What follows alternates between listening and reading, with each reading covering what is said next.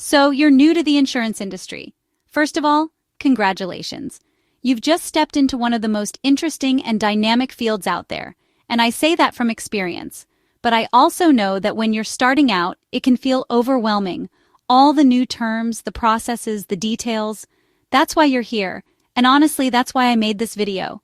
I've been where you are, and I know how much easier things get once someone breaks it down for you. Before we jump in, I just want to assure you that you are in good hands. As a licensed insurance professional with over 10 years of experience, and I'm genuinely passionate about this industry and about helping people like you grow faster in your career.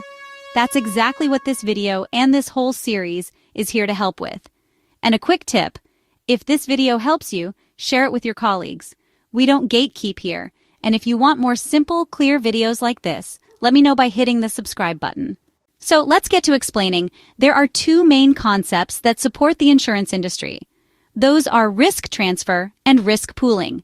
These concepts explain how insurance protects you and keeps the system working.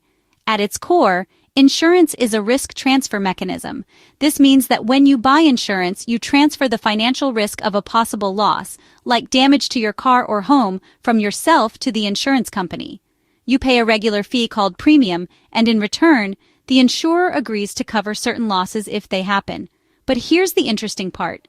The insurance company itself also transfers its risk. Since they're responsible for paying claims, they don't just keep all the risk on their own books. Instead, they transfer some of their risk to other insurers, and this is called reinsurance. Reinsurance helps insurance companies protect themselves from very large or unexpected losses by sharing that risk with other companies. But how exactly does an insurance company manage to cover large claims when each policyholder only pays a relatively small premium? This brings us to a key principle in insurance called risk pooling.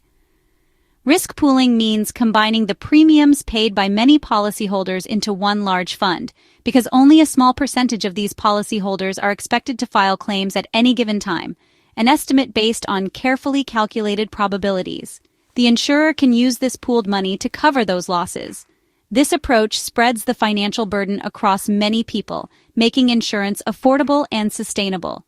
To figure out how much each person should contribute to this pool, insurance companies rely on actuaries, who analyze data and calculate the likelihood of events like accidents or natural disasters.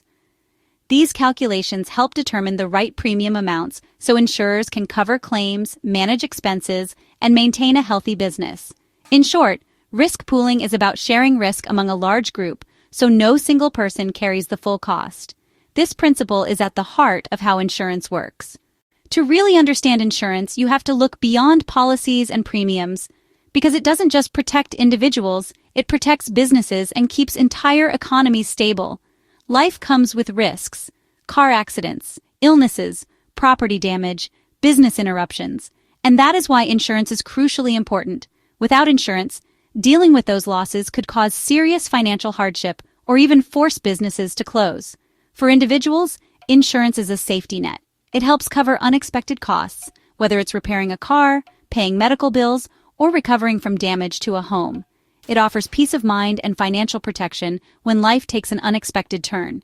For businesses, insurance is essential to survival and growth. It protects assets, covers liabilities, and helps operations continue even after a loss. In many industries, companies can't sign contracts, get licenses, or secure loans without having the right insurance in place. In some countries and sectors, insurance isn't just recommended, it's required by law.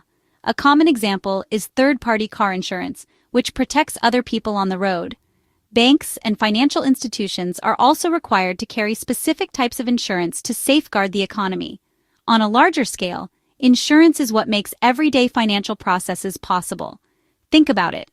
Banks only issue home loans, car loans, or business financing because they know there's insurance in place to protect those investments. Without that safety net, the risk would be too high, and much of the economy would slow down.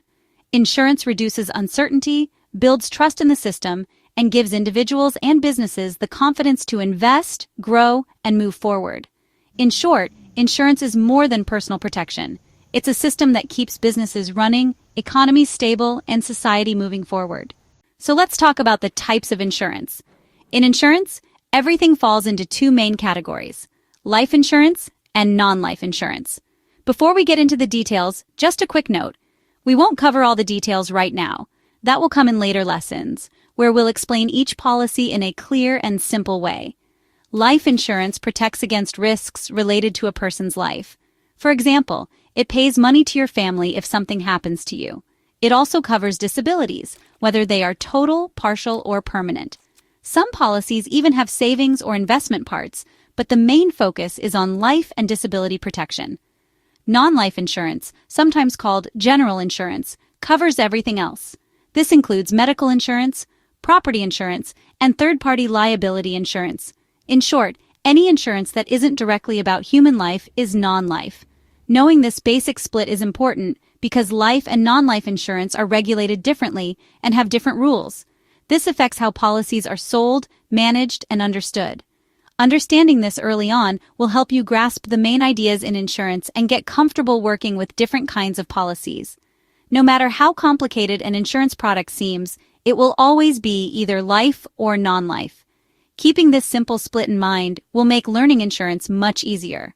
Now, as new employee, you have to get familiar with insurance's terminology. So let's take a moment to go over some key terms you'll hear all the time.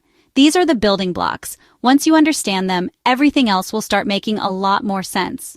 Proposal forms. This is where everything starts. The proposal form is the application the client fills out to request insurance. It includes their personal or business details, what they want to insure, and key information like insured items, sum insured values, any claims or loss history, details about the location, and existing safety or security measures. The more accurate this form is, the smoother the process will be. Underwriting. Once the form is submitted, the insurer starts the underwriting process. This is where they carefully analyze the risk. They look at everything: the type of business or asset being insured, the client's claims history, security arrangements, and other factors. Based on this, they decide whether to offer coverage or not, what terms and conditions should apply, what price is appropriate for the risk. This is one of the most critical steps because the goal is to make sure the insurer takes on manageable risks while providing fair coverage to the client. Insurance rate. The insurance rate is a percentage that is often expressed per mil or per thousand. The insurer uses it to calculate the cost of insurance. It reflects the level of risk associated with the insured item or person. The higher the risk, the higher the rate. As for the premium, this is the actual amount the client pays for their insurance policy. It's calculated using the insurance rate and other details like the coverage amount and the insured values. The deductible or excess. The deductible is the portion of a claim amount that is subtracted from the total payout by the insurer.